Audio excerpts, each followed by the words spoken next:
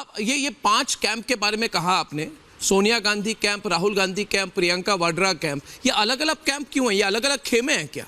क्या सबकी अपनी अपनी ग्रुप है, अपने अपने लीडर्स है, अपने अपनी कोटरी है? How does this work? मैं यही तो कह रहा हूं कि बाहर से दिखने में लगता है कि सब लोग एक हैं, लेकिन सच्चाई ये है कि सबकी अपनी अपनी कोटरी है, सबका अपना अपना एक कॉकस है, सबकी अपनी अपनी लॉबी है। और इनके अंदर एक ऐसा भी नहीं कि सब अपने अपने काम में लगे, सब एक दूसरे को काटने में लगे हैं, एक दूसरे से लड़ने में लगे हुए हैं। और उस चक्कर में कई बार जो एक चुपचाप काम करने वाले लोग हैं, जिनका काम से मतलब है, बाकी किसी ग्रुपबाजी से मतलब नहीं है, ऐसे लोग कई बार शिकार हो जाते हैं। और ऐसे लोग इस वजह से बहुत लोगों में इस विषय को लेकर के एक बड़ा असंतोष है, नाराजगी है, उनके अंदर एक तरह का फ्रस्ट्रेशन है, कुंठा है। और इस कुंठा को पहचानने की जो समझ होनी चाहिए वह नेतृत्व में नहीं है। और यही वजह है कि कांग्रेस पार्टी लगातार जमीन पर सिकुड़ती चली जा रही है। आप कह रहे पावर स्ट्रगल है इनके बीच? हाँ है ना, बिल्कुल है। वो सामने से दिखता नहीं है, लेकिन एक पावर स्ट्रगल चल रहा है और आगे भी चलेगा। आप देखते नहीं है कि अगर कोई कहीं पे किसी पार्टी से ज्वाइन करता है या कुछ है, कोई पॉलिटिकल अगर कोई मान लीजिए कोई कॉन्फ्लिक्ट हो और उसका रिजोल्यूशन होता है तो फटाफट ट्वीट होता है कि फला ने एफर्ट किया तो ये रिजॉल्व हो गया। फिर पता चला फला ने किया तो दूसरे ने किया तो ये रिजॉल्व हो गया। तो ये एक तरह से एक दूसरे की पोजीशनिंग करवाने के लिए, अपनी अपनी पोजीशनिंग करवाने का एक एफर्ट चलता रहता है। वो क्या है? वो अपने आप में इंगित करता है कि एक प्रकार का पावर स्ट्रगल चल रहा है। हाँ, दिखाने के लिए एक दूसरे के साथ चलते हैं और चलना भी चाहिए, कोई दिक्कत नहीं है, लेकिन अंदर अंदर बहुत सारा रॉट है अंदर। हाँ, ये बात है। उत्तर प्रदेश में जब राहुल गांधी अपने बस यात्रा को लेकर आए तब अखिलेश डिड नॉट जॉइन। उसके बाद अलायंस भी नहीं हुई थी। फिर खबर लीक की गई कि प्रियंका वाड्रा ने अखिलेश से बात की है, प्रियंका वाड्रा ने मामला को सुलझा दिया है।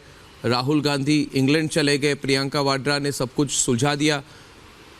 इसी तरह की खबर तो आ रही है। तो आप कह रहे there are 2 groups, there is a Priyanka Vadra group and there is a Rahul Gandhi group, and then there is a old timers group of Sonia Gandhi. और भी group who is more powerful? I'm telling you there are 5 groups. There are 5 groups and they are working against each other. They are working against each other's मतलब basically, and they are working to basically one-upmanship चल रहा है, जिसको बोलते हैं ना अंग्रेजी में one-upmanship चल रहा है आपस में सबका। और उसमें पार्टी का बड़ा नुकसान हो रहा है। पता नहीं लीडरशिप इसको रिकॉग्नाइज कर पा रहा है कि नहीं कर पा रहा है। अभी तक तो नहीं किया, जो मुझे दिख रहा है। कल मुझे अजीब लगा प्रेस कॉन्फ्रेंस जब हो रही थी, when there was the talk कि नाना पटोले ने कहा we will take disciplinary action against Sanjay Nirupam, तो एक तरह से थोड़ा सा सन्नाटा था रिपोर्टर्स में कि disciplinary action against Sanjay Nirupam. then one reporter asked a question कि will you give him a warning letter? बोलते हैं नहीं, one shot action, कुछ ऐसा कहा था। नाना पटोले ने आपके बारे में कहा one shot action किया जाएगा।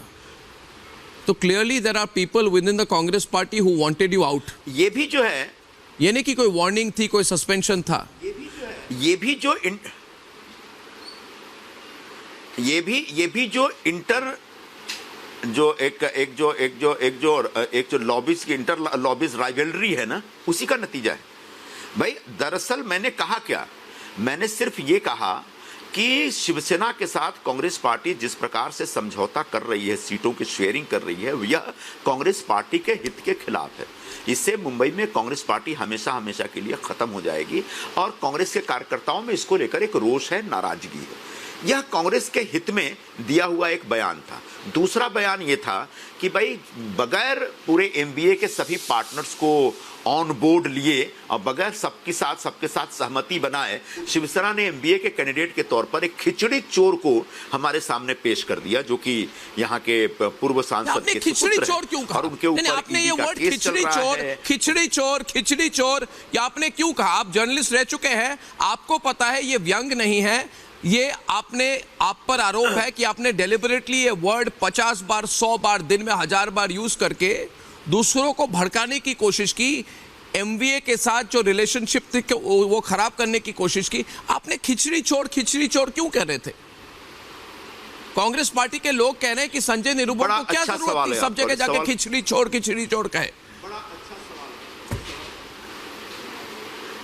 बड़ा अच्छा सवाल है, मैं इसका जवाब देता हूं आपको। क्या होता है, पहले खिचड़ी स्कैम है क्या? जब कोविड था पूरे देश में, तो मुंबई की महानगर पालिका ने तय किया कि यहाँ के जो माइग्रेंट लेबर्स हैं और जो झोपड़पट्टियों में और चालों में रहने वाले जो गरीब लोग हैं, उनके सामने भोजन का संकट पैदा हो गया है, तो ऐसे सभी लोगों को फ्री में भोजन दिया जाए। ये एक बहुत अच्छा उपक्रम था, इसका मैं मतलब इसकी तारीफ करना चाहूँगा। और तो महानगर पालिका ने कहा कि अब ये तत्काल कैसे दिया जाए, तो उनने बगैर टेंडरिंग प्रोसेस को फॉलो किए अपने पसंद के जो सप्लायर्स थे, उन सप्लायर्स के जरिए उनने खिचड़ी सप्लाई करने का, इन गरीब लोगों के लिए खिचड़ी सप्लाई करने का प्रोजेक्ट बनाया। और फिर ये जो अलग अलग शिवसेना के नेता थे, उन्होंने अपने अपने सप्लायरों को इस पूरे स्कीम में डाल दिया और ये डील के साथ कि भाई हमको कमीशन देना। तो कमीशन खाना कोई नई बात है देश की राजनीति में, ऐसा नहीं है, वर्षों से लोग कमीशन खाते रहे। लेकिन आपका सवाल है कि मैंने खिचड़ी चोर क्यों बोला।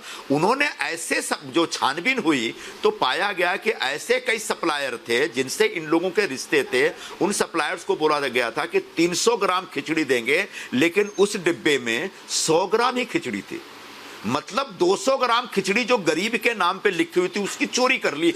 और जिन लोगों ने चोरी की, जिन पे ये आरोप है, उन लोगों से दलाली खाने वाला ये उम्मीदवार है। इसलिए मैंने कहा ये खिचड़ी चोर है। तो खिचड़ी की दलाली करना एक आरोप है और खिचड़ी चोरी करना, गरीब के लिए मुफ्त का जो खाना था उसको चुरा लेना, 300 ग्राम के नाम पे सिर्फ 100 ग्राम खिचड़ी देना, 200 ग्राम खिचड़ी चुरा लेना, यह अपने आप में बहुत ही बड़ा अपराध है, अक्षम्य अपराध है। और इस अपराध के खिलाफ मैं अपनी आवाज बुलंद कर रहा था। और अगर कांग्रेस पार्टी या शिवसेना जो भ्रष्टाचार के मुद्दे पर हाई मोरल ग्राउंड्स लेती है और हमेशा भ्रष्टाचार के मुद्दे पे अपने आप को लोगों के सामने रखती है, तो उनको सोचना पड़ेगा कि ऐसे करप्ट, ऐसे स्कैमस्टर और ईडी के प्रोब के तहत जीने वाले खिचड़ी चोर को उम्मीदवार नहीं बनाया जाना चाहिए था। वरना वो कहे कि भ्रष्टाचार हमारे लिए मुद्दा नहीं है, मैं स्वीकार कर लूंगा, फिर आपने सही निर्णय लिया क्योंकि भ्रष्टाचार आपका मुद्दा नहीं है। तो आपने जो मैंने जो खिचड़ी चोर बोला उसके पीछे एक लॉजिक, ये इनकी एमवीए की अलायंस चलेगी क्या? ये एमवीए की अलायंस चलेगी क्या इनकी? उद्धव सेना, शरद पवार, कांग्रेस पार्टी, आपको लगता है? आपको लगता है? क्योंकि आपने जो सिचुएशन डिस्क्राइब की है ना, ये बहुत, हाँ बोलिए। आपको लगता है कि अलायंस चल रहा है? अलायंस तो चल ही नहीं रहा है भाई। बंगाल में ऑलरेडी सब कुछ बिखर गया है। जवाब दूं? अब दिल्ली में हालत ये है, दिल्ली में मुझे तो आपको पता है, मैं व्यक्तिगत तौर से मेरे क्या राय है उद्धव ठाकरे के बारे में, मगर मैं आपसे पूछ रहा हूं कि जो सिचुएशन आप डिस्क्राइब कर रहे हैं कि ऊपर से सब कुछ ठीक लग रहा है, ये दिल्ली बॉम्बे में आके करोड़ों स्पेंड करके बड़ी बड़ी रैली करते हैं, फारूक अब्दुल्ला आते हैं, आपके नेता आते हैं, कहते हैं हम देश को हम अलग तरह की राजनीति दिखाएंगे, दिशा दिखाएंगे, मगर अंदर ही अंदर इतनी तनाव है। जो आप कह रहे हैं कांग्रेस पार्टी के अंदर इतने खेमे हैं, ये तो लोगों को पता नहीं है। तो people want to know inside story. Sanjay ji, अंदर की खबर क्या है? सिचुएशन क्या है? ये इंडिया अलायंस एमवीए के अंदर एक्चुअल सिचुएशन क्या है? प्रेस कॉन्फ्रेंस की बात नहीं कर रहा, असलियत क्या है? देखिए, बहुत ज्यादा अर्नब, बहुत ज्यादा अब इनसाइड स्टोरी रह नहीं गया है, सब कुछ बाहर आ गया है भाई। शिवसेना यूनिलेटरली अपनी लिस्ट अनाउंस करती है तो मैं तो विरोध करता हूं, क्योंकि मेरी सीट उन्होंने छीन ली और पार्टी के लोगों ने जो सीट शेयरिंग में हिस्सा लेते वो बचा नहीं पाए।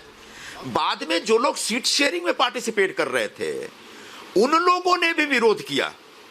तो बहुत कुछ अब इनसाइड स्टोरी नहीं है, सब कुछ सामने आ चुका है।